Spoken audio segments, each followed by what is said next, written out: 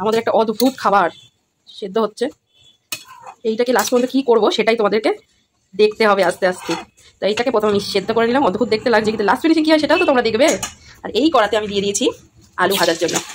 আলুগুলো আমি ছেড়ে দিলাম, আলুগুলোকে নুন হলুদ দিয়ে ভেজে নেবো। रुको जरा सबर करो, बोला धक्का बुक्की नहीं करने का, आराम से लेने का। हाँ, একটা অদ্ভুত ধরনের খাবার তোমাদের সাথে শেয়ার করবো, তোমরা কিন্তু কাউকে বলো না, ঠিক আছে? তোমার সাথে শেয়ার করছি। কাঁদছো কেন তুমি? তাহলে তোমার চোখে জল কেন? হ্যাঁ,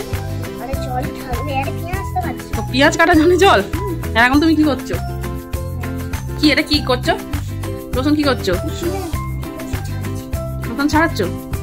গ্রাইন্ডারের মধ্যে প্রথম দিয়ে দিলাম রসুন, তারপরে দিয়ে দিলাম আদা, তারপরে কাঁচা লঙ্কা দিয়ে ভালো করে এটাকে পেস্ট করে নেব। তেলে একের পর এক গোটা গরম মশলা দিয়ে দিলাম। গরম মশলা তেলে দেওয়ার পর এবার পেঁয়াজগুলো দিয়ে দেবো। পেঁয়াজটা একটু ভাজা ভাজা হয়ে আসলে অল্প একটু নাড়াচাড়া করে আর কি একটু চিনি দিয়ে দেবো, যাতে তাড়াতাড়ি পেঁয়াজটা ভাজা হয়ে যায়।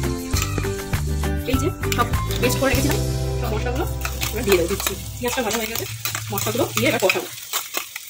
আর টমেটোটা একটু পর দেবো, একটু নাড়াচাড়া করার পর তারপরে টমেটো এই যে দিয়ে ভালো করে নাড়াচাড়া করছি। এই যে যতটা পারছি তোমাদের দেখানোর চেষ্টা করছি। এই যে পেঁয়াজের মধ্যে সব মশলাগুলো একটু নাড়াচাড়া করে এবার আমি টমেটোগুলো দিয়ে দিচ্ছি।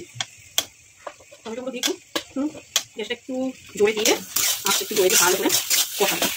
মশলা যত কষবে ভালো করে তত রান্না টেস্ট পারবে, ওই জন্য ভালো করে কষানোটা খুব দরকার। একটু কষানোর পর একটু ভাজা ভাজা হয়ে আসবে, তার মধ্যে আমি বাকি গুঁড়ো মশলা সেগুলো অ্যাড করবো। এর মধ্যে আমি একটু হলুদ অলরেডি দিয়ে দিয়েছি, সেটা আমি ভিডিও করতে পারলাম না। আর আরেকটা জিনিস যেটা সব থেকে, এটা আমাদের ঘরে সবসময় আমরা জিরে বাটা ঘরে করি, তো একটু জিরে বাটা দিয়ে দেবো। বেসিক্যালি মাংসের যেগুলো আমরা দিই জিরে বাটা, লঙ্কা, কাশ্মীরি লঙ্কা, আর যেহেতু এর মধ্যে আমি কাঁচা লঙ্কা পেস্ট করে দিয়েছি তাই জন্য ঝালটা আমি বুঝে দেবো। তো দেওয়ার পর এখন ঢাকা দিয়ে এটা তেল ছাড়বে, তারপর আমি এটার মধ্যে জল অ্যাড করবো। এই যে ঝাল লঙ্কাটা অল্প একটুখানি দেবো, আর কাশ্মীরি লঙ্কার মধ্যে অ্যাড করে দেবো জাস্ট কালারের জন্য। দিয়ে ভালো করে নাড়াচাড়া করে আবার ঢাকা দেবো। এই রান্নাগুলো না একটু টাইম নিয়ে ধীরে ধীরে করা ভালো, তবেই টেস্টটা কিন্তু আসছে। তাড়াহুড়ো করে করলে হবে না, তো টাইম নিয়ে করবে তোমরা যদি করো। এখন পুরো বসে গেছে। এইবার যে জিনিসটা তোমাদের দেখাবো, কেউ কিন্তু আটকে উঠবে না। এই দেখো, এটা হলো খাসির মাংসের মাথা, বুঝলে?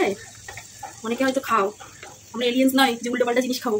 বহুত বছর পর ইচ্ছে হলো খাসির মাংসের মাথা আমি খাবো, তাই জন্যে খাসির মাংসের মাথা এগুলো, বুঝলে? অন্য কিছু না, এগুলো কড়ার মধ্যে দিয়ে দিলাম। আর একটা জিনিস যেটা কড়াইতে দেখছিলে, এটা হলো খাসির ফুলকা, গরম জলে সেদ্ধ করে ছোটো ছোটো করে কেটে নিয়েছি পরিষ্কার করে, ঠিক আছে? তো মাথাটা প্রথম দিয়ে আমি এখন কষবো, যেহেতু ফুলকাগুলো সেদ্ধ আছে সেজন্য একটু পরে দেবো। ভালো করে এখন ধিমে আছে কষবো। হয়ে গেলে তো সারপ্রাইজ। ভেবেছিলে কি রান্না করছি? কারা কারা খাসির মাংসের মাথা খাও কমেন্টে জানাও। কষানো হয়ে গেছে, এবার আমি প্রেশার কুকারে এটা দিয়ে দেবো। প্রেশার কুকারে একটু জল আর একটু নুন দিয়ে আমি আগে জলটা গরম করে নিয়েছি, তারপরে সিটি মারবো। এই যে হয়ে গেছে, আস্তে আস্তে প্রেশার কুকারে এটা দিয়ে দেবো। মোটামুটি 2 থেকে 3টে সিটি দিলে আশা করছি হয়ে যাবে, দেখা যাক কতদূর কি হয়। বেশ ভালো কালার এসছে। তো প্রেশার কুকারে খুব বেশি তো এগুলো জল মানে ঝোল করে না, তাই জন্য অল্প একটুখানি কারি কারি মতো হবে। সেগুলো ভাত দিয়েও খাওয়া যায়, রুটি দিয়েও খাওয়া যায়। যারা খাও তারা জানো, যারা খাও না তারা দেখে যদি মনে হয় যে করতে পারো, ভালো লাগে। সবসময় খেও না, আমরাও লাস্ট 2017-তে খেয়েছিলাম, এত বছর পর আবার এই শখে আনা হলো, তাই রান্না করছি। এটাকে আবার গ্যাসের এটা বন্ধ করে ঢাকা দিয়ে আমি মোটামুটি এখন 2 থেকে 3টে সিটি দেবো, দিয়ে আমি ওভাবেই রেখে দেবো। তারপরে আমি যখন খাবো তার রিভিউ দেবো কেমন হয়েছে।